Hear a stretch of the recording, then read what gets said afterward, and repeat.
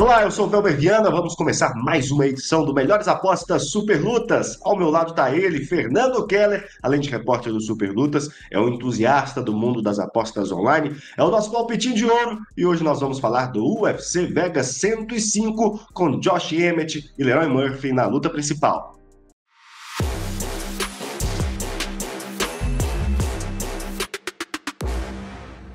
E o Melhores Apostas Super Lutas fala em nome da Stake, que está apoiando o nosso time em mais esse projeto bacana demais. Tem o link da Stake aqui no comentário fixado. Vai lá, se cadastre se você não cadastrou ainda. Se divirta neste sábado, torne esse card ainda mais divertido, mais agradável. Mas lembre-se sempre, tá? É só um entretenimento. Não vá apostar um dinheiro que vai te fazer falta depois, viu? Aposte com responsabilidade. A galera já sabe, antes de nós falarmos do UFC Vegas 105, vamos fazer uma retrospectiva aqui, saber como a gente se saiu na última edição do Melhores Apostas, quando nós falamos do UFC México, que foi no último sábado, e nós acertamos 2 das 3 apostas simples e cravamos a nossa múltipla com odd de 2,85. E vamos lá, vamos falar dos destaques do UFC Vegas 105.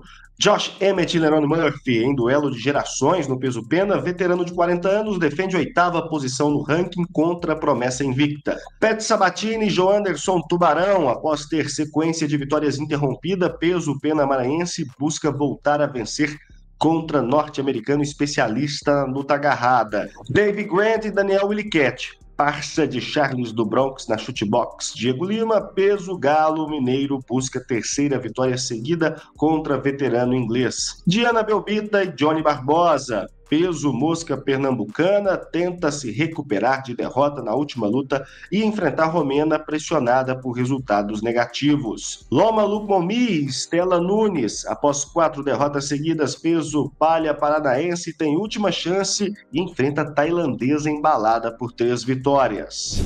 Um duelo de gerações de peso marca a luta principal desse UFC Vegas 105. De um lado, com 40 anos, o veterano e ex-desafiante ao cinturão interino dos penas, Josh Emmett defende a 9ª colocação dele no ranking da categoria. Do outro, o invicto Leroy Murphy, com 7 anos mais jovem e 2 posições atrás no ranking, tentando dar mais um passo para chegar à elite da categoria. Keller, não está sendo um ano muito fácil para os invictos, não. Se não me engano, 17 já caíram esse ano, já sofreram a primeira derrota da carreira. Mas ainda assim, claro, o Murphy aparece como favorito lá na Stake. Quem leva melhor nessa? Bom, Velber, acho que o favoritismo do Leroy Murphy aqui é bem justificável pelo momento de carreira dos dois mesmo, cara. O Josh Emmett, claro, ainda lutando em alto nível, mas já aos 40 anos, a gente sabe que a idade é um fator muito importante, principalmente nas categorias mais leves, né?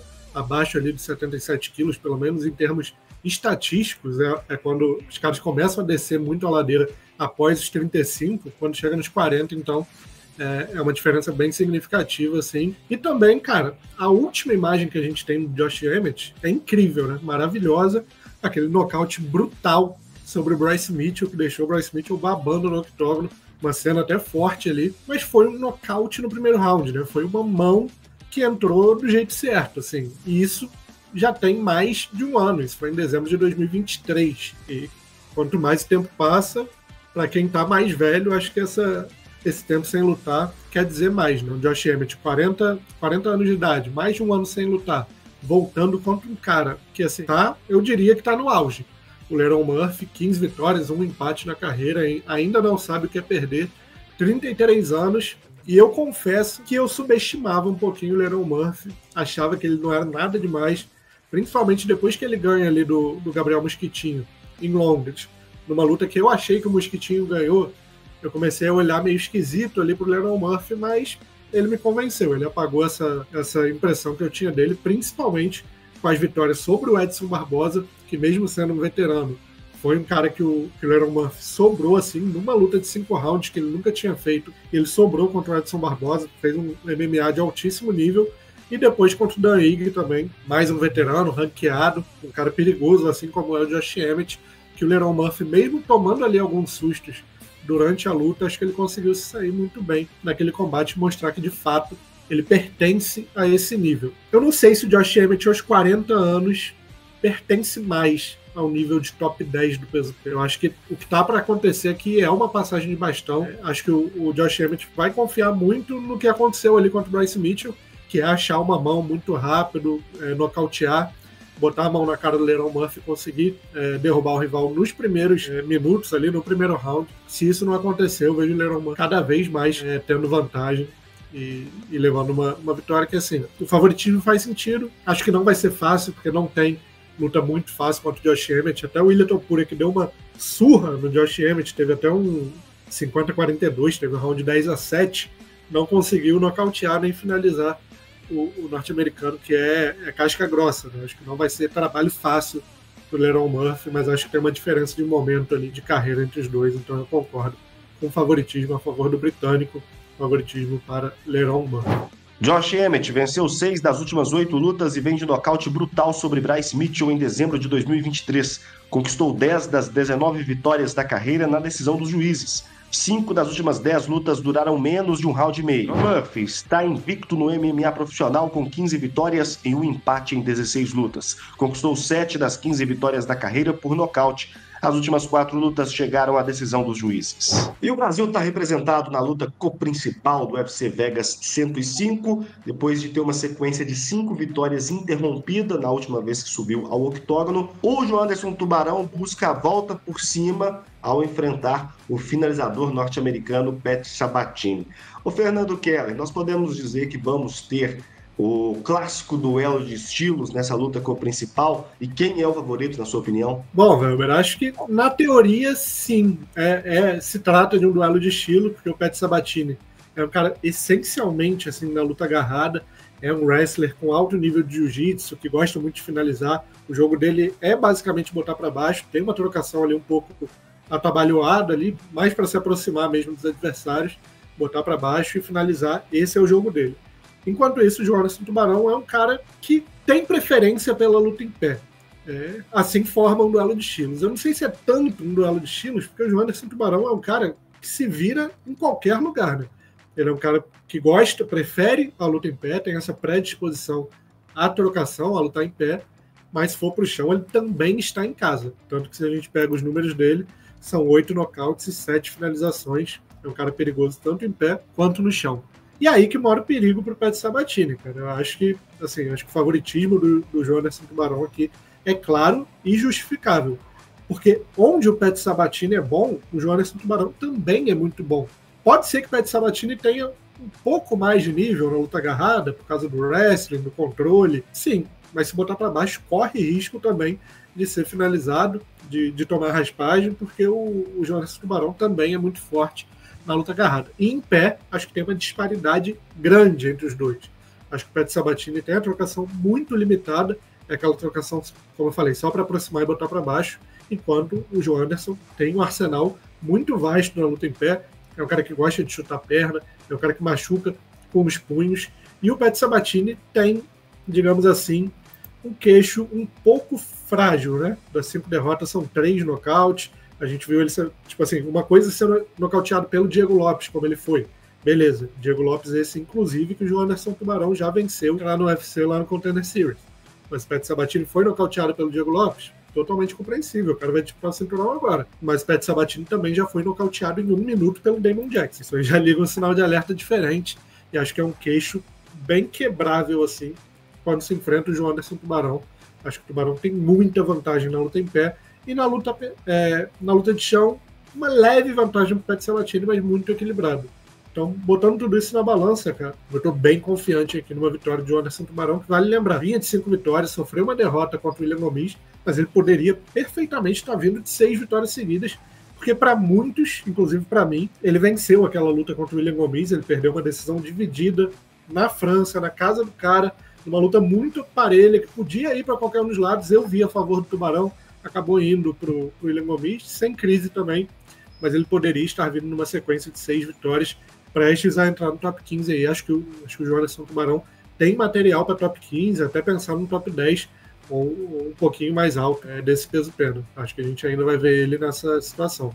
E acho que um passo importante é confirmar esse favoritismo e vencer o Pet Sabatini nesse sábado. Pet Sabatini conquistou 14 das 19 vitórias da carreira por interrupção, com 12 finalizações e 2 nocautes. Foi nocauteado em 3 das 5 derrotas da carreira. As últimas 4 lutas duraram menos de um round e meio e 3 delas terminaram no primeiro assalto. Joanderson Tubarão venceu 5 das últimas 6 lutas, mas vem de derrota para William Gomis em setembro. Conquistou 15 das 17 vitórias na via rápida, com 8 nocautes e 7 finalizações. Não é finalizado desde a estreia profissional em novembro de 2013 e não perde por nocaute desde dezembro de 2015.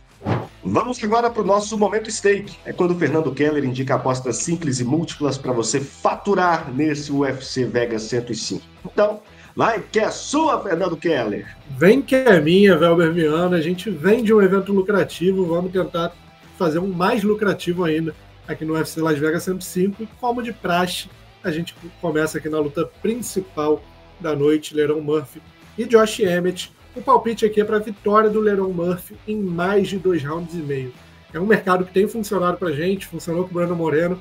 Acho que Lerone Murphy em mais de 2 rounds e meio, pagando 1,54, tem valor aqui nessa odd. Como eu falei, Lerone Murphy muito favorito pelo estágio de carreira de ambos, pelo encaixe técnico também, mas acho que não vai ser uma luta fácil. Não vejo o Lerone Murphy atropelando, tirando Josh Emmett para nada. Vejo ele vencendo uma luta mais cadenciada, como é o estilo dele, né? Não é um grande finalizador de lutas, é um cara que tem levado as lutas para decisão. Então, mais de 2 rounds e meio numa luta de 5 rounds, acho que é uma aposta segura aqui para a vitória do Lerone Murphy, pagando 1,54. Na luta co-principal, aqui a gente já vai dar uma ousada um pouquinho maior, que é apostar na vitória do Joanderson Tubarão por nocaute ou finalização, pagando 1,87. Joanderson Tubarão vence por interrupção, pagando 1,87. Como eu falei, queixo frágil do Pet Sabatini, mão pesada do Joanderson Tubarão. Se for para o chão, não descarto também uma finalização do brasileiro, mesmo o Pet Sabatini sendo um craque na luta agarrada. O Joanderson é muito arisco ali no jiu-jitsu, então Joanderson Tubarão por nocaute ou finalização, pagando 1,87. Descendo um pouquinho aqui na ordem das lutas, a gente vai para Valentin Robert e Torres Finney. Estou bem curioso para essa luta aqui.